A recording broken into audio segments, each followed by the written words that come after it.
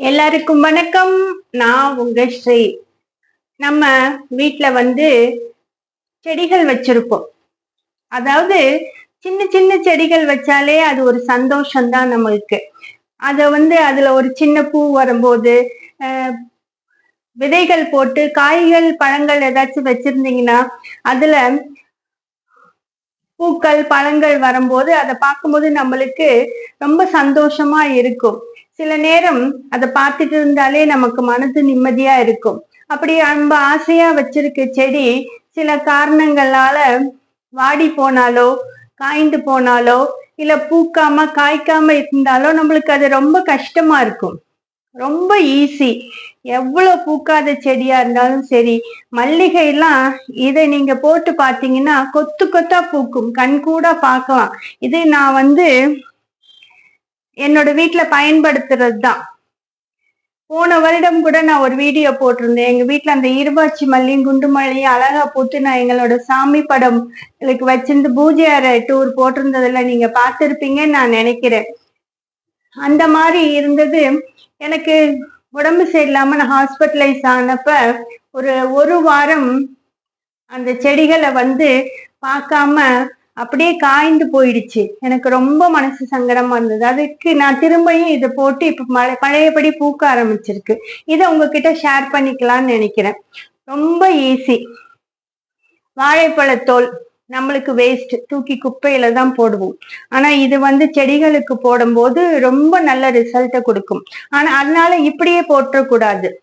இது சின்ன சின்ன பிட்டா கட் பண்ணி தண்ணியில போட்டு கொதிக்க வைக்கணும். இல்லாட்டி சாதாரண தண்ணியில ஊற வச்சுட்டு கூட அந்த தண்ணிய ஒரு 2-3 நாள் சேர்ந்ததுக்கு அப்புறம் ஊத்தலாம். அப்புறம் வெங்காயத்தோல், இதை நம்ம குப்பையில தான் போடுவோம். இது அவ்வளோ நல்ல பலனை கொடுக்கும்.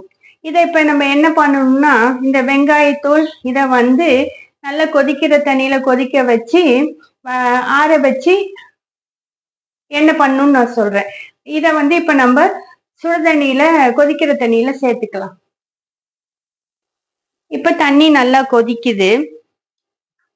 அதுல இந்த வாழைப்பழத்தோல், இந்த பூண்டு வெங்காயத்தோல், இது கூட நீங்க வேப்பிலையில இருந்தா கூட அதையும் சேர்த்து கொதிக்க வச்சுக்கோங்க. வேப்பிலை நமக்கு அந்த வேர்ல இருக்க பூச்சிகள் அத நம்மளுக்கு கட்டுப்படுத்தும். இது நல்லா கொதிச்சு இதோட கலரே நல்லா சேஞ்ச் ஆகும்.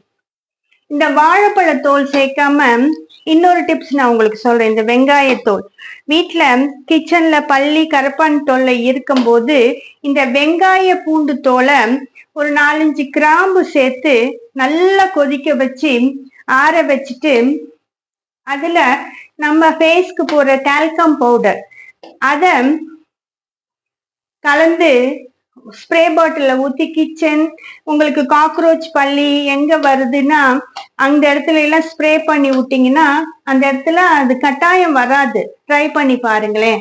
இது இப்ப கொதிச்சு நல்ல கலர் சேஞ்ச் ஆயிட்டு இருக்கு பாருங்க. நல்ல கலர் சேஞ்ச் ஆகுது.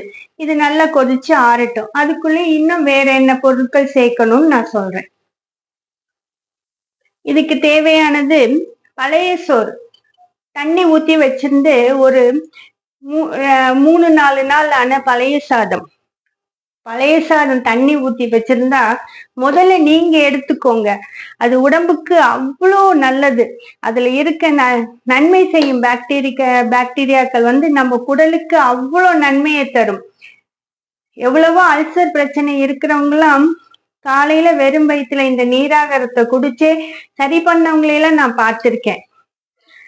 பழையது ஊற வைத்த தண்ணீர் முதல்ல நீங்க எடுத்துக்கோங்க. உங்களால குடிக்க முடியல, அதை யூஸ் பண்ண முடியலன்னா அதை செடிங்களுக்கு போடுங்க. இல்ல செடிங்களுக்காகவே நீங்க இத உடனே போட்டுறாதீங்க. ஒரு 2-3 நாள் நல்லா, அப்பதான் அதுல நன்மை செய்யும் பாக்டீரியாக்கள் அதிகமா இருக்கும். அடுத்தது புளித்த மாவு. நீங்க இட்லி தோசை செஞ்சுட்டு கடைசியில ஒரு அரைக்கரண்டி 1 கரண்டி மாவு இருக்கும். அதை எங்க வலிச்சு வைக்கணும்னு தெரியாம டேப்புக்கெல்லாம் போட்டு உப்பு கரையெல்லாம் எடுப்பீங்க, பாத்ரூம் டைல்ஸ் எல்லாம் கழுவீங்க. செடிக்கு பயன்படுத்துங்க. நல்ல புளிச்ச மாவு, நல்லா புளிக்கணும், அப்படியே புளிப்பு வாசம் வரும். அதுலதான் அந்த நன்மை செய்யும் பாக்டீரியா, நுண்ணுயிர்கள், தாவரத்திற்கு தேவையான நுண்ணுயிர்கள் அதுல வளரும். அது அடுத்தது, இதுவும் நம்ம வேஸ்ட் தான் கீழே கொட்டுவோம். அரிசி கலைந்த கழிநீர், அரிசி கழுவிய தண்ணி, அத நம்மளே நீங்க பருப்பு இல்லாம ரசம் வைக்கும் போது 2 தடவை அரிசி கழுவிட்டு 3வது கழனி தண்ணீர் இருக்குல்ல, அதுல புளி தக்காளி கரைச்சி ரசம் வச்சு பாருங்களேன், அது ஒரு வித்தியாசமான சுவையில இருக்கும். இந்த தண்ணீர் இதுல ஏன் மாவு அப்படியே செடிக்கு போட்டா என்ன அப்படின்னு நினைக்காதீங்க. மாவு அப்படியே போடக்கூடாது. நல்லா புளிக்க வச்சு தண்ணீர்ல கலந்து அததான் நம்ம செடிங்களுக்கு போடணும். அப்புறம் இந்த மாவு, புளிச்ச மாவு, இந்த கரைசல்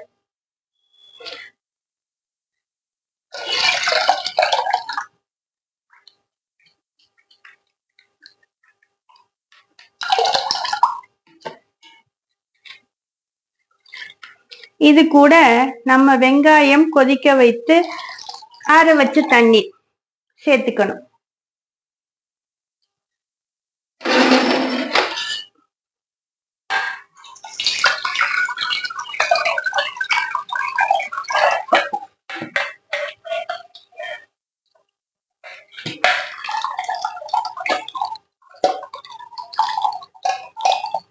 நான் நல்லா கொதிக்க வச்சு அது இருந்த கழனி தண்ணீரோட இத சேர்த்துட்டேன்.